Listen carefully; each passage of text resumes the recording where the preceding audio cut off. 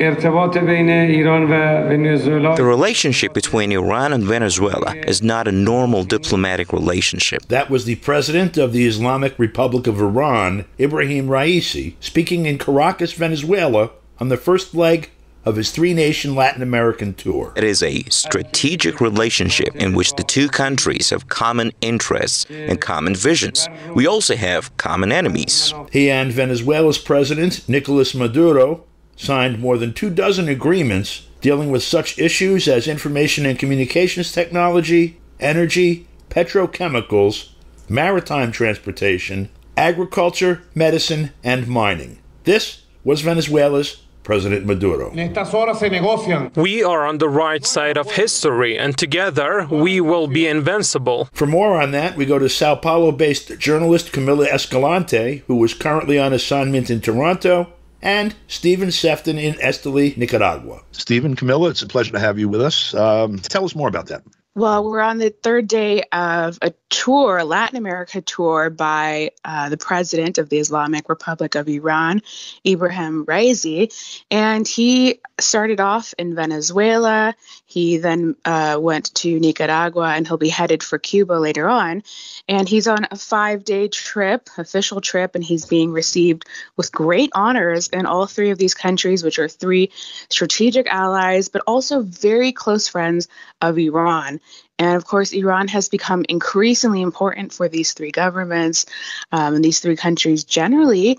It's important to say that Venezuela has stressed multiple times that through, the artificially imposed and induced crisis that they experienced because of the hundreds of unilateral coercive measures, the sanctions that the U.S. and its allies imposed on Venezuela in the last few years, that Iran was always there and provided a lot of assistance to the country and helped with the recovery of its important oil sector, but also helped in other ways as well.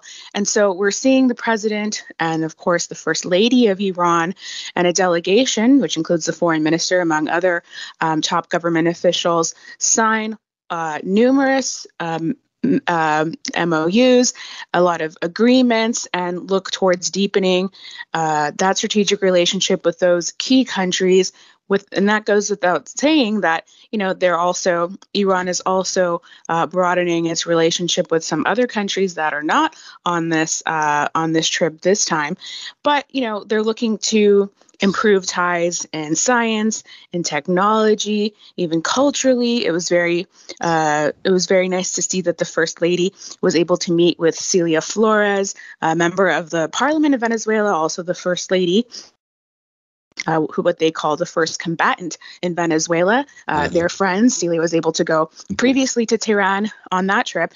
And so, it's a huge show of the closeness of this friendship, which, hasn't been impeded by any of the attacks. And they have worked together, Iran and these three countries, to overcome a lot of these sanctions.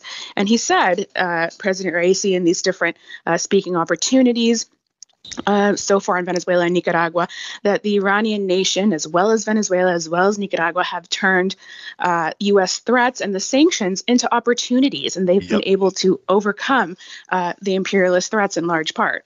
So I think it's interesting, the dialectic that's operating here, and that in essence, the United States has created a condition of a strategic alliance mandate for all of these sanctioned countries, and the list grows every day.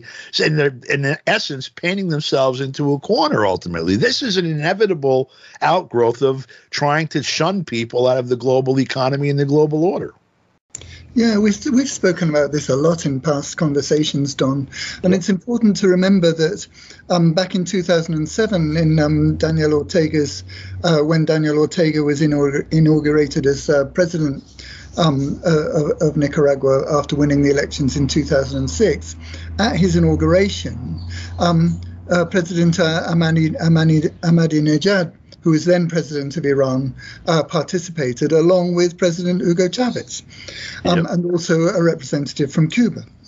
And so this relationship that the four countries have had, Iran, Cuba, Nicaragua, and Venezuela is a long-standing relationship, and it's based on very strong relations of solidarity and affinities of all kinds.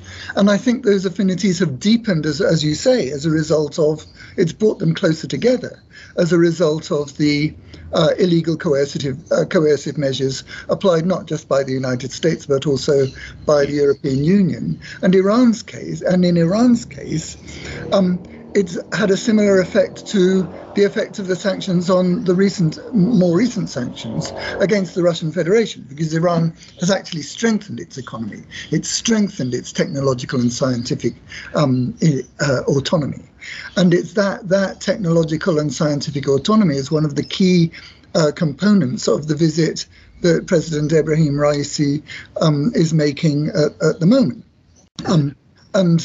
Of course, it may be worth pointing out to people who don't know or don't remember that the Iranian Revolution took place in February of 1979 and the Sandinista Revolution took place in July of that same year.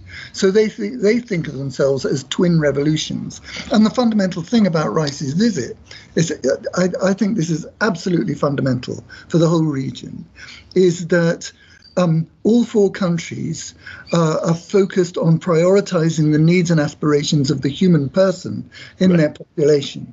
They're not focused on corporate profit. This is the point of argument with the imperial regime, basically. Yeah, and you can see the contrast with the visit that's currently taking place with Ursula von der Leyen, of the President of the European Union. It's worth pointing out, as Camila mentioned, that Iran is also developing its relationships with other countries in Latin America and the Caribbean. For example, it's recently opened up 2 important banks in Brazil, and there'll be a high-level delegation from Iran visiting Brazil later in the year.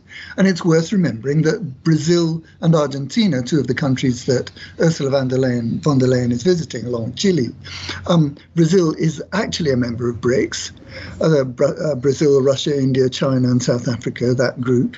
And Argentina has applied, as has Iran, to be member countries of the BRICS group.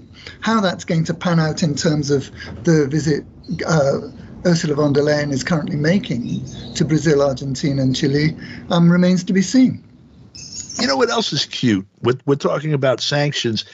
Watching these developments happen, which are a direct, ricochet of U.S. foreign policy, the solution to the problem seems to be to double down, because they're now threatening India and South Africa with sanctions, and China. Yeah, absolutely. But I think, the message that these governments and people have really wanted to show during this tour and receiving President Raisi is that they're saying, we're going to overcome the sanctions and the persecution for wanting to choose our own independent and sovereign path together. And, we're going to continue to develop and see our peoples to a brighter future, regardless of what happens. And we saw shows of solidarity with Iran from Venezuelan youth. It was largely centered among youth who received the president both in Caracas, in a big auditorium, as well as in Nicaragua. And in Caracas, they had signs and photos, portraits of General Qasem Soleimani.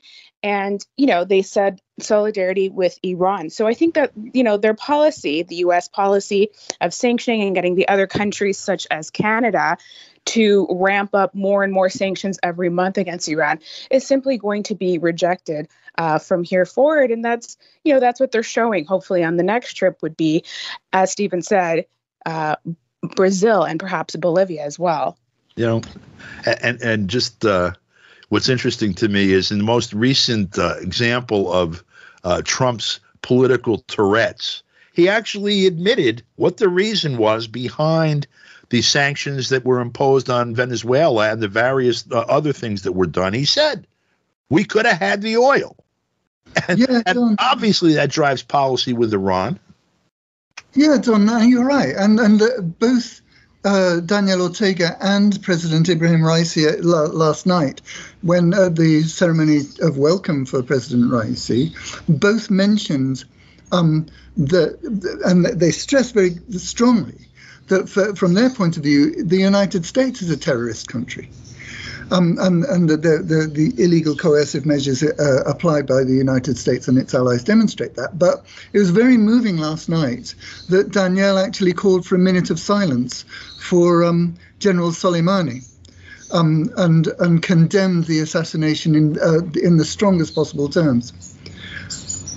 Yep, which was Trump's handiwork, the Trump administration's handiwork. I'd like to thank you guys again for giving us your time this week, and look forward to speaking with you again next week. Thank you, Don. Thank you, Don. For KPFK, I'm Don DeBar.